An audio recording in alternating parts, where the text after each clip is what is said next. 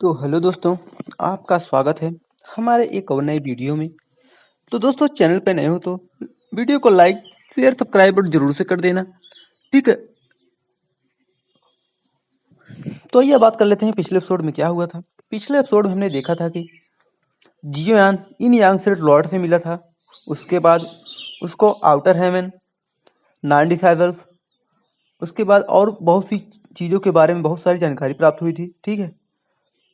उसके बाद सेंट इन यांग set Lord ने जियोयान को बताया था कि अगर तुमको अपने फ्लेम मंत्र को संतुलित करना है तो तुमको 2 हेवनली फ्लेम पे एक अर्थ स्क्रिप्चर को लगाना होगा। तो अभी जियोयान के पास 5 हेवनली फ्लेम्स हैं। उसके बाद 3 अर्थ स्क्रिप्चर है, ठीक है। एक अर्थ स्क्रिप्चर उसके पास है, अरे जियांग जुआन टोंग के पास है, ये जियोयान उससे लेगा एक अर्थ स्क्रिप्चर। उसके बाद एक हेवनली फ्लेम इसको मिलेगी यहीं पर, ठीक है। उसको नहीं बताऊंगा कहाँ मिलेगी, लेकिन मिलेगी इसी स्पिरिट वर्ल्ड में मिलेगी। जियोयान जाएगा यहाँ पर।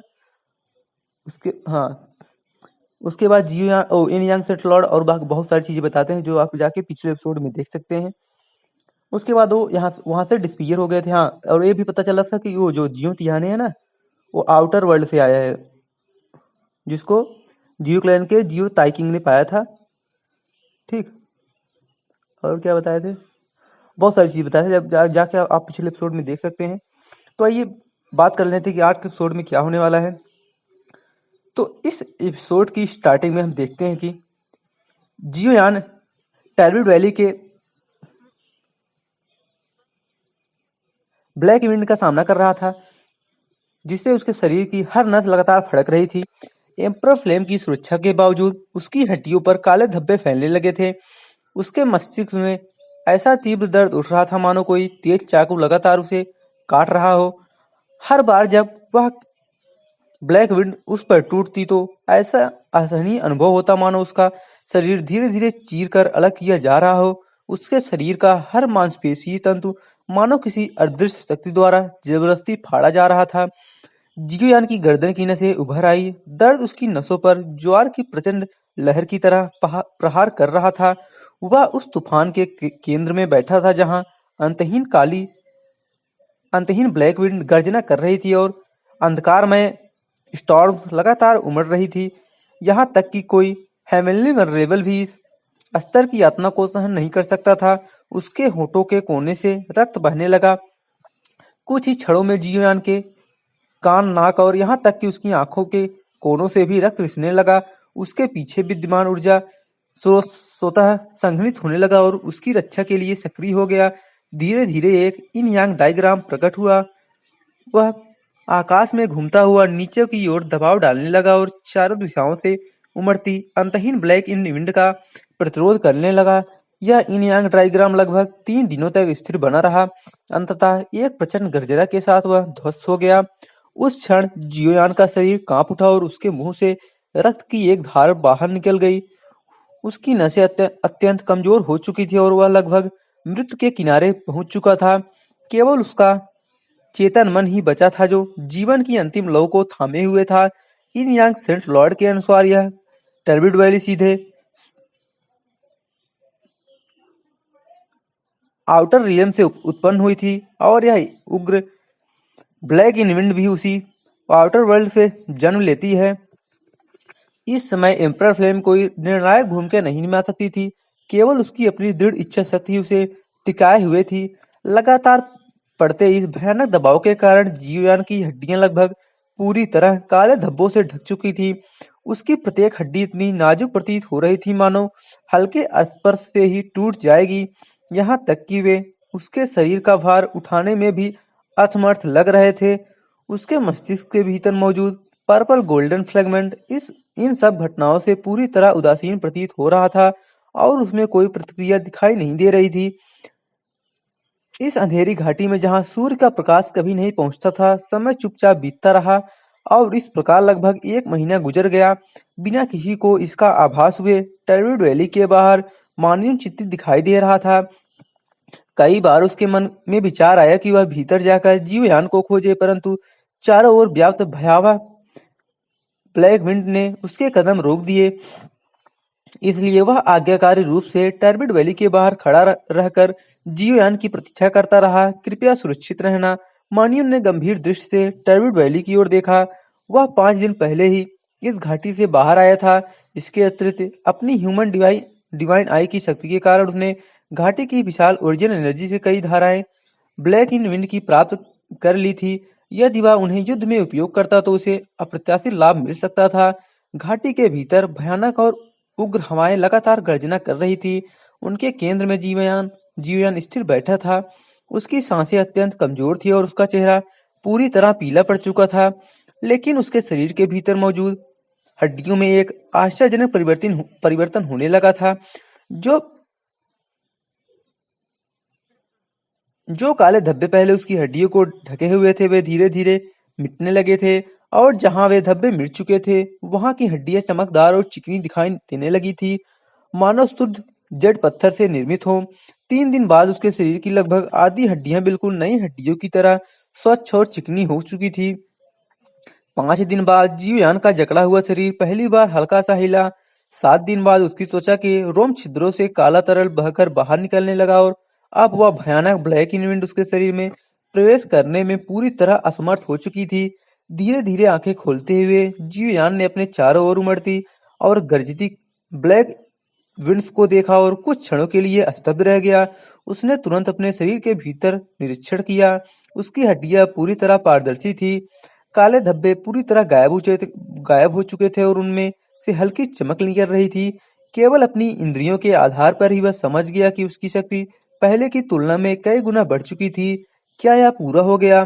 कुछ क्षण संकोच करने के बाद जीवयान ने अपनी त्वचा पर जमे हुए काले तरल को देखा और कठिनाई से अपना हाथ हिलाया। 1 महीने से अधिक समय तक स्थिर रहने के बाद उसका शरीर लगभग उसका अपना ही नहीं लगता था। उसने उसने उंगलियों को हल्के से झटका। उस छोटे से झटके ने सामने उमड़ती ब्लैक इन विंड को भी चीर दिया। भयानक हवाओं के बीच उसका शरीर फिर से अपनी मूल अवस्था में लौट आया। यह देखकर जियोयान अपने चेहरे पर मुस्कान नहीं रोक सका। सफलता जिस ब्लैक एंड विंड से वो पहले बचने का प्रयास कर रहा था वही अब उसके सामने पूरी तरह निष्प्रभावी हो चुकी थी। यह तीव्र परिवर्तन उसे कुछ क्षणों के लिए अजीब सा महसूस कराने लगा। वह कुछ देर चुपचाप बैठा रहा। जब उसके शरीर में रक्त प्रवाह पूरी तरह समान हो गया था वह एक झटके में खड़ा हो गया। यह तुम्हारी सारी मेहनत का पुरस्कार है। स्पिरिट मेंशन कॉन्फ्रेंस जियांग जुआंगटोंग, मैं देखना चाहता हूँ कि तुम कैसी परेशानी उत्पन्न कर सकते हो। मुस्कुराते हुए जियोयान बिना किसी झिझक के घाटी से बाहर चल पड़ा। ठंडी और तीखी हवा तलवार की तरह गर्जना कर रही थी। वह उसकी त्वचा को हल्के से छूती थी परंतु उस पर कोई प्रभाव नहीं डाल पा रही थी। उसकी वर्तमान शारीरिक शक्ति इतनी प्रबल थी कि वह होली टेक्निक का भी प्रतिरोध कर सकती थी। भले ही जियांग जुआनटोंग के पास अपार ऊर्जा हो, वह लगातार होली टेक्निक का प्रयोग नहीं कर सकता था, और वे तकनीकें अब जीवयान पर कोई प्रभाव नहीं डाल सकती थी। एक साधारण जियांग जुआंगटोंग उस बॉडी टेम्परिंग मेथड को कैसे तोड़ सकता था जिसे स्वयं इन यांग सेंट लॉर्ड ने स्वीकार किया था। घाटी से बाहर कदम रखते ही जियोयान ने दूर खड़े थके हुए मान्यून को देखा। जैसे ही मान्यून ने उसे देखा वह अत्यंत प्रसन्न हो गया और तुरंत दौड़कर उसके पास आ गया। जियोयान को सुरक्षित देखकर उसने राहत की सांस ली और उसके कंधे पर हाथ रखते हुए कहा, मैं सोचने लगा था कि तुम्हारे साथ कुछ हो गया है। इतने दिनों तक तुम बाहर नहीं आए थे। जियोयान हल्के से मुस्कुराया। चिंता मत करो, इस बार हमारी फसल बहुत अच्छी हुई है। हालांकि उसने मानियन को इन यांग सेंट लॉर्ड के बारे में कुछ नहीं बताया। इन यांग सेंट लॉर्ड ने स्पष्ट कर दिया था कि वे 9 डिसाइबल्स रिबेलियन के दौरान प्रकट नहीं होंगे। उनके लिए यह केवल एक छोटी सी घटना थी, लेकिन उनके लिए यह एक भयानक विपत्ति थी। वे इससे बच पाएंगे या नहीं यह कहना कठिन था। मानियन मुस्कुराया। उसकी आवाज में गर्व की हल्की झलक थी। मुझे भी कुछ ऐसी चीजें मिली हैं जिनसे स्पिरिट मेंशन के उन लोगों को अच्छा सबक सिखाया जा सकता है।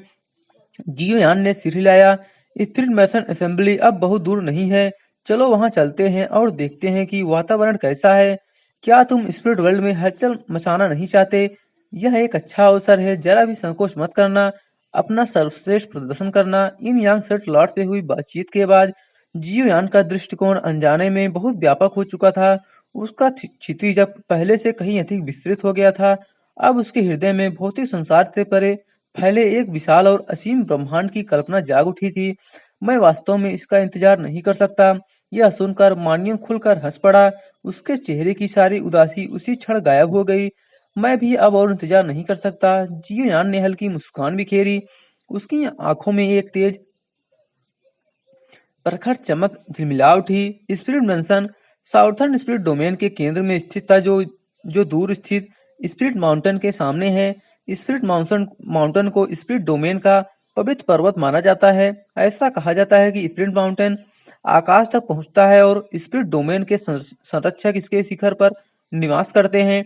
हालांकि 10 लाख पूर्व स्पिरिट डोमेन के स्वामी का निधन हो गया और स्पिरिट डोमेन की पवित्र कलाकृति स्पिरिट सीलिंग एरेन ने उनके 9 शिष्यों को वश में कर लिया और फिर बिना किसी निशान के गायब हो गया। संरक्षक भी नाम मात्र के रह गए। कोई नहीं जानता कि स्पिरिट डोमेन के संरक्षक अब भी मौजूद हैं या नहीं। आम लोग स्पिरिट माउंटेन को आध्यात्मिक शरणास्थल मानते हैं। संकट में होने पर दूर से ही इसके सामने सिर झुकाते हैं और सुरक्षा की आशा करते हैं। माउंट लिंग का कार्य उस एकांत द्वीप के समान होना चाहिए जहां star domain heavenly medicine mountain range स्थित है, जो संरक्षकों के निवास स्थान वाले आउटर वर्ल्ड से जुड़ा हुआ है। अब तक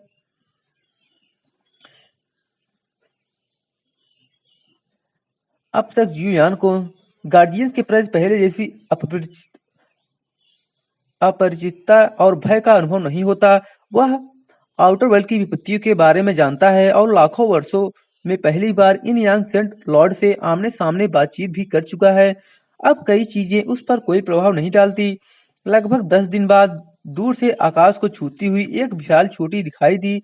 अंतहीन पहाड़ों से घिरी हुई वह चोटी अजेय थी, सीधे स्वर्ग तक पहुंचती हुई एक विशाल और राष्ट्रीय आभा बिखेर रही थी, जो हजारों मील तक फैली हुई थी। स्पिरिट वर्ल्ड में स्थित स्पिरिट माउंटेन की उपस्थिति वास्तव में काफी प्रभावशाली है।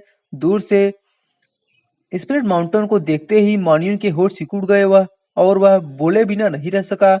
उसने अपने अधिकांश समय नॉर्दर्न बारबेरियन किंग पैलेस में बिताया था और बारबेरियन रीजन के अन्य स्थानों के भव्य दृश्यों पर उसने ज्यादा ध्यान नहीं दिया था। अब जब वह स्पिरिट वर्ल्ड में आ गया था तो उसका दृष्टिकोण व्यापक हो गया था। यदि वहां गार्जियंस निवास करते हैं तो इसे वास्तव में स्पिरिट वर्ल्ड का एक होली माउंटेन माना जा सकता है। जियोयान ने अपनी आंखें सिकोड़ी और दृष्टि को अंतरिक्ष की परतों को भेदते हुए स्पिरिट माउंटेन की ओर देखा। दुर्भाग्यवश वह माउंटेन धुंधली आध्यात्मिक रोशनी से घिरा हुआ था और एम्परर फ्लेम की सहायता से भी वह पूरे पर्वत को नहीं देख पा रहा था। यह जानकर जियोयान थोड़ा चौंक गया। स्पिरिट माउंटेन पर किसी संरक्षक के होने की प्रबल संभावना थी, लेकिन 10 लाख वर्षों में तो एक सुप्रीम सेंट भी नष्ट हो जाता। एक साधारण गार्जियंस के पास इन यांग सेंट लॉर्ड की शक्ति तो हो ही नहीं सकती। क्या ऐसा हो सकता है कि स्पिरिट वर्ल्ड की पवित्र कलाकृति में भी मून हेमन ब्रश की महान दिव्य शक्ति समाहित हो? स्पिरिट माउंटेन को देखते हुए, स्पिरिट माउंटेन को ही हम लोग माउंट लिंग कहेंगे, तो माउंट लिंग आ जाएगा तो उसको मतलब कंफ्यूजन मत होना। स्पिरिट माउंटेन को देखते हुए जियोयान के चेहरे के भाव बदल गए। उसे ऐसा महसूस हुआ कि मानो यह भव्य चोटी भी उसे देख रही हो। चलो चलें। कुछ देर बाद जियोयान ने अपनी दृष्टि हटा लिया और माउंट लिंग को देखना बंद कर दिया। जैसा कि इन यांग सेंट लॉर्ड ने कहा था, इस ग्रेट वर्ल्ड की हर चीज आउटर लोगों की विपत्तियों के सामने कुछ भी नहीं है। लेकिन उनके लिए यदि वे 9 डिसेबल को पार नहीं कर सकते तो उन्हें किसी और चीज के बारे में बात करने का कोई अधिकार नहीं था। 9 डिसेबल्स का प्रकट होना पूरे ग्रेट वर्ल्ड में विपत्तियां लाएगा। असंख्य लोग मारे जाएंगे। इन यांग सेंट लॉर्ड के पास 9 डिसेबल्स का आसानी से नष्ट करने की शक्ति है, परंतु वे कोई कार्रवाई नहीं करेंगे। जियोयान के दृष्टिकोण से वह सेंट लॉर्ड के विचारों को समझ सकता था। यदि अन्य लोगों को सेंट लॉर्ड के कार्यों के बारे में पता चल जाए तो इससे निश्चित रूप से अंतहीन आलोचना होगी और ग्रेट वर्ल्ड के प्रतिभाशाली लोग की महत्वाकांक्षा को भी ठेस पहुंच सकती है। यह वह दृश्य है जिसे सेंट लॉर्ड नहीं देखना चाहते। स्वाभाविक रूप से जियोयान यह सब कुछ प्रकट नहीं करेगा। यह उनके कुछ निजी विचारों को भी दर्शाता है। उनके पास हेवनली रिकॉर्ड्स और अर्थ स्क्रिप्चर्स दोनों है, और आउटर वर्ल्ड की विपत्तियां उन पर अवश्य ही प्रभाव डालेंगी। यदि 9 डिसेबल्स की परीक्षा भी उत्तीर्ण नहीं कर सकते, यदि जियोयान 9 डिसेबल की परीक्षा भी उत्तीर्ण न कर सके, तो वे इन यंग सेट लॉर्ड या बारबेरियन गॉड जैसे सर्वोच्च प्राणियों के साथ कंधे से कंधा मिलाकर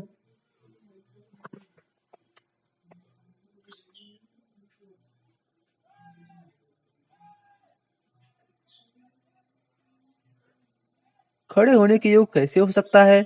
वह इन यंग सेंट लॉर्ड को यह दिखाना चाहता था कि उसके पास, मतलब जियोयान के पास, उनके 9 डिसेबल को दबाने की शक्ति है। सोच विचार करते हुए जियोयान ने अपनी मुट्ठियां कसकर भींच ली। उसकी आंखों में दृढ़ संकल्प झलक रहा था। अतीत में 9 डिसेबल्स उसके लिए एक दुर्गम पर्वत थे, और वह केवल उन्हें पुनः सील करने की आशा रखता था। लेकिन अब उसके मन में 9 डिसेबल्स को पूरी तरह से नष्ट करने का विचार था। इन यंग सेंट लॉर्ड के साथ हुई बातचीत ने उसके दृष्टिकोण को काफी व्यापक बना दिया था। शायद यही कारण था कि एंशियंट एम्परर ने उसे सेंट्रल डोमेन छोड़कर विभिन्न क्षेत्रों में परीक्षण के लिए जाने का आदेश दिया था। स्पिरिट मैंसन 1000 मील के मैदानों में फैला हुआ है। विशालता और अंतर्निहित शक्ति दोनों ही दृष्टियों से यह संपूर्ण स्पिरिचुअल वर्ल्ड में अद्वितीय है। इनके 4 lineages sect east, west, north, south दिशाओं में अनंत भूभाग पर शासन करते हैं। यह वास्तव में एक विशालकाय सत्ता है। स्पिरिट मैंसन असेंबली स्पिरिट मैंसन में हर 2 साल में आयोजित होने वाली सबसे प्रतिष्ठित और भव्य सभा है, जो पूरे स्पिरिट डोमेन के प्रतिभाशाली लोगों को आकर्षित करती है। यह असेंबली स्पिरिट मैंसन के शिष्यों के लिए 4 लिनेज के उत्तराधिकारी के लिए प्रतिस्पर्धा करने का भी अवसर है। यदि वे 4 लिनेज के प्रमुख शिष्यों को हरा देते हैं, तो वे उनका स्थान ग्रहण कर सकते हैं और न केवल किसी लिनेज के सेक्ट प्रमुख बन सकते हैं, बल्कि 4 लिनेज के प्रमुख को अपना गुरु मानकर उन्हें श्रद्धांजलि अर्पित कर सकते हैं, सर्वोच्च टेक्निक्स का अभ्यास कर सकते हैं, और यहाँ तक कि होली वेपन्स के साथ दाव को भी समझ सकते हैं और रियल होली टेक्निक्स में महारत हासिल कर सकते हैं। 4 लिनेज के गुरु स्पिरिट हॉल के गुरु के बाद दूसरे स्थान पर हैं, और सभी वाइड सेंट रिलम के हैं। इस युग में जब सभी सेंट लुप्त हो रहे थे, वाइड सेंट ग्रेट वर्ल्ड की सर्वोच्च शक्ति का प्रतीक है। वाइड सेंट रिलम को गुरु बनाने से शक्ति में वृद्धि के अनगिनत लाभ मिलते हैं। इन सभी कारणों से असंख्य प्रतिभाशाली लोग स्पिरिट हॉल असेंबली में 4 लिनेज के उत्तराधिकारी को हराने और उनका स्थान लेने के लिए जी जान से लड़ रहे हैं। पिछले लिंगफू सम्मेलन में 4 लिनेज के उत्तराधिकारी को साधारण लिंगफू डिसाइबल द्वारा पराजित किए जाने के अनेक उदाहरण मिलते हैं। हर साल अनगिनत शिष्य लिंगफू में प्रवेश करते हैं। लिंगफू मतलब स्पिरिट मैंसन, ठीक है। लिंगफू में प्रवेश करते हैं, जिनमें से कुछ असाधारण प्रतिभावान होते हैं। वे सितारों की तरह चमकते हैं। असंख्य शिष्य से अलग होकर अपने अपने गुरुओं के सबसे प्रिय शिष्य बन जाते हैं, और उन्हें साधना के विशाल संसाधन प्राप्त होते हैं। यद्यपि वे 4 लिनेज के प्रमुख डिसाइबल्स के बराबर नहीं होते, फिर भी उनकी प्रतिभा कहीं अधिक प्रतिभाशाली होती है। कम साधना संसाधनों के बावजूद वे मेन डिसाइबल्स के बराबर या उनसे कहीं अधिक शक्ति प्राप्त कर लेते हैं। इसलिए वे लिंगफू मतलब ना स्पिरिट मैंसन, ठीक है, लिंगफू असेंबली में प्रबल रूप से आगे बढ़ते हैं और नए प्रमुख शिष्य बन जाते हैं। असेंबली की सहायता से स्पिरिट मैंसन की 4 लिनेज के प्रमुख डिसाइबल्स की शक्ति लगातार बढ़ती जा रही है, और सच्चे प्रतिभाशाली डिसाइबल्स का चयन किया गया है। स्पिरिट डोमेन के सबसे शक्तिशाली युवाओं को काम पर लगाया गया है। आरंभ में मेन डिसाइबल्स केवल हेवनली वनरेबल लेवल पर ही थे, लेकिन अब वाइड ला रिलम उनकी सबसे मूलभूत शक्ति है, जो एक बहुत बड़ी छलांग है। साधारण डिसाइबल द्वारा मेन डिसाइबल्स को चुनौती देने के अलावा मेन डिसाइबल्स को चुनौती दे सकते हैं। मेन डिसाइबल्स जागीर के स्वामी और सेंट को अपना गुरु मानते हैं। वे पूरे ग्रेट वर्ल्ड में अत्यंत दुर्लभ हैं। इसमें कोई आश्चर्य नहीं कि जियांग जुआंग टोंग की शक्ति पूरे स्पिरिचुअल वर्ल्ड में सर्वश्रेष्ठ है।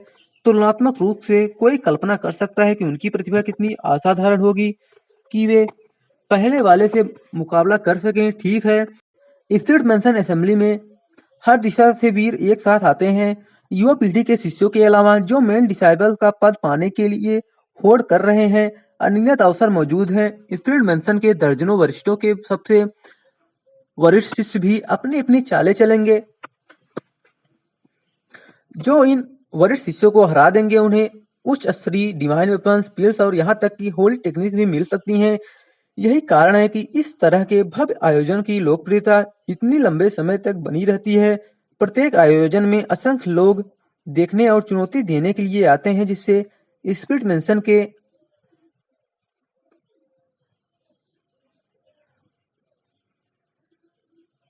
अद्भुत शिष्यों का नाम हर किसी को पता चल जाता है। जब जियुयान और मानयून स्पिरिट मेंशन पहुंचे तो स्पिरिट असेंबली जहां आयोजन हो रहा था, लोगों से खचाखच भरा हुआ था।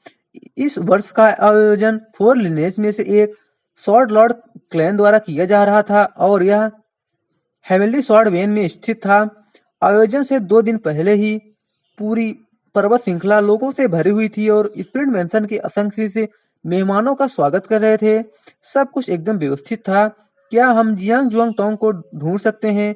पहाड़ी की तलहटी में मानियून ने पहाड़ पर मौजूद घनी भीड़ को देखते हुए भौहें चढ़ाई और गहरी आवाज में जियुयान से कहा, नहीं, लेकिन मुझे एक ऐसा व्यक्ति मिल गया जिसे मैं जानता हूँ।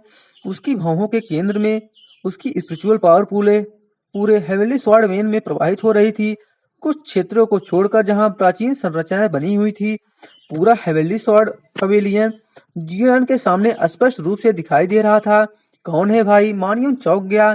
फिर जैसे कुछ समझ आया हो, उसने प्रश्नवाचक स्वर में पूछा, गाओ जिंकिंग। हाँ ठीक है, चलो उनसे मिलते हैं। एक पुराना दोस्त आ रहा है और हमें तो यह भी नहीं पता कि बाहर आकर उनका स्वागत कैसे करें। हम ऐसा कैसे कर सकते हैं? जियान हल्के से हंसा और व्यंग्यात्मक लहजे में बोला। फिर वह उठा और मानियन के साथ हेवनली स्वॉर्ड पेविलियन की वेन के दूसरी ओर तेजी से चल पड़ा। हेवनली स्वॉर्ड पेविलियन की गहराई में असंख्य मंडप और मीनारें खड़ी थी। ठीक बीच में कई ऊंची चट्टानें उठती हैं और उनके ऊपर एक विशाल महल विराजमान है। पैलेस के भीतर नीलवल सफेद वस्त्रों में लिपटा एक सुंदर युवक नक्काशीदार रेलिंग और जेट की सीढ़ियों को धीरे से चला रहा है, मानो गहरी सोच में डूबा हुआ हो। पहाड़ों की गहराई पूरी तरह से ध्वनि से अलग अलग है, मानो एक एकांत स्वर्ग हो। अगर हम इस बार मेन डिसेबल्स के पद के लिए संघर्ष नहीं करते तो भविष्य में शायद और भी मुश्किल हो जाएगा। गाओ जिंकिंग की आंखों में ठंडी चमक आ गई जब वह सोचने लगा। उसने झोउ मुंह से जियांग जुआंग टोंग की शक्ति के बारे में जाना था। वह इतनी आसानी से एक भयानक होली टेक्निक का प्रयोग कर सकता था।